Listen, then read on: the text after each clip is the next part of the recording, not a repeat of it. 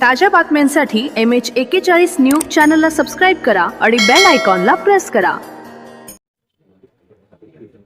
आज दिनांक 18 डिसेंबर 2025 रोजी डोंगराळे येथील ज्या पीडित मुलीवर अत्याचार करून निर्गुणपणे खून करण्यात आलेला आहे त्या आरोपी विरुद्ध सोमवारी दोषारोप पत्र दाखल करण्यात आलेले आहे आणि त्यानंतर आजची तारीख ठेवण्यात आलेली आहे। आजच्या तारखेमध्ये आरोपी विरुद्ध जो काही खटला चालणार आहे तर तो खटला कशा प्रकारे चालणार आहे या संबंधीचं युक्तिवाद आदरणीय उज्ज्वल निकम साहेब यांनी VCवर हजर राहून माननीय न्यायालयाला पटवून दिलेला आहे। त्या कामी निकम साहेबांनी युक्तिवाद केलेला आहे। आजची खटल्याची जी काही स्टेज आहे पूर्वीचं CRPC 226 कलम 226 आणि आताचे BNSS चे कलम 249 प्रमाणे प्रत्येक फौजदारी खटल्यामध्ये खटला सुरू होण्यापूर्वी आरोपी विरुद्ध जो काही खटला केलेला आहे तो खटला सरकार पक्ष कसा साबित करणार आहे याचं विश्लेषण न्यायालयाला आधी द्यावं लागतं आणि ती stage opening case for prosecution section 249 BNSS आणि CRPCचं कलम 226 या कलमामध्ये त्याची तरतूद करण्यात आलेली आहे।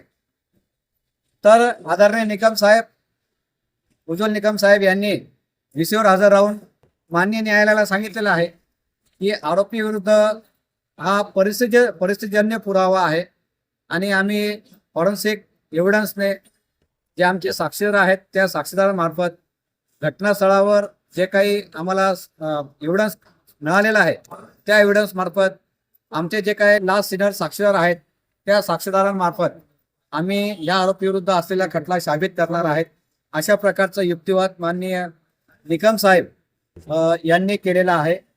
तसंच आरोपीच्या वकिलांनी देखील VCवर हजर झालेले आहेत।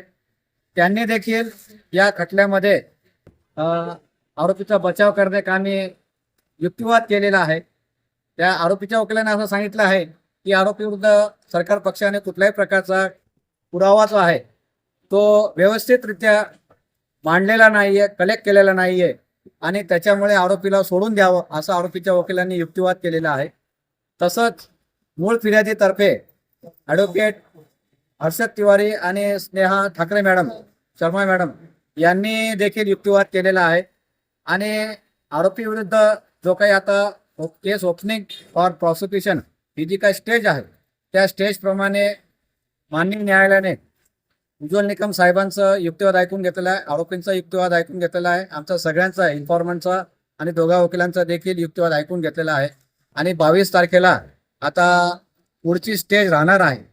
त्याचप्रमाणे निकम साहेब यांनी या आरोपी विरुद्ध जो काही चार्ज ठेवायचा आहे तर कच्चा ड्राफ्ट द्यायचा असतो तर तो ड्राफ्ट चार्ज देखील निकम साहेबांनी आज माननीय न्यायालयापुढे सादर केलेला आहे। तो देखील आम्ही त्यांच्या वतीने आज माननीय न्यायालयात फाईल केलेला आहे। यापुढे आरोपी विरुद्ध चार्ज काय चार्ज ठेवणार आहे याची स्टेज पुढच्या तारखेला निश्चित होईल। तत्पूर्वी याच्यावर चार्ज का ठेवण्यात येणार आहे आणि कुठले चार्ज ठेवण्यात येणार आहेत याचं त्यापूर्वी चार्ज ठेवण्यापूर्वी युक्तिवाद होईल आणि त्याच्यानंतर आरोपीवर तो स्टेजची म्हणजे चार्ज फ्रेम करण्यात येणार आहे। आता त्याच्यामुळे ही केस अतिशय लवकरात लवकर भविष्यात चालणार आहे आणि त्यासाठी शासनाचे आणि निकम साहेबांचेही प्रयत्न आहेत। परंतु कायद्याच्या ज्या काही तरतुदी आहेत त्या संपूर्ण तरतुदींचे अवलंबन आपण करणार आहोत। कुठल्याही प्रकारचा कायदेशीर त्रुटी राहू नये याची काळजी निकम साहेबांकडून घेतली जाते, शासनाकडून घेतली जाते आहे। त्याच्यामुळे आरोपीला भविष्यात सुटण्यासाठी कुठल्याही प्रकारचा लॅकुना राहू नये, कुठल्याही प्रकारची लवचिकता राहू नये, उणीव राहू नये याची पुरेपूर काळजी शासनातर्फे घेण्यात येत आहे। तसेच आदरणीय उज्ज्वल निकम साहेब यांच्याकडून देखील घेण्यात येत आहे। उज्ज्वल निकम साहेब आणि माझं त्या संबंधाने नेहमी आणि डे टू डे आमचं फोनवर बोलणं चालू आहे आणि साहेबांना जी काही आवश्यक मदत लागते त्या कामी साहेबांना आम्ही आवश्यक ती मदत करत असतो. धन्यवाद. ताज्या बातम्यांसाठी MH41 न्यूज चॅनलला सबस्क्राईब करा आणि बेल आयकॉनला प्रेस करा.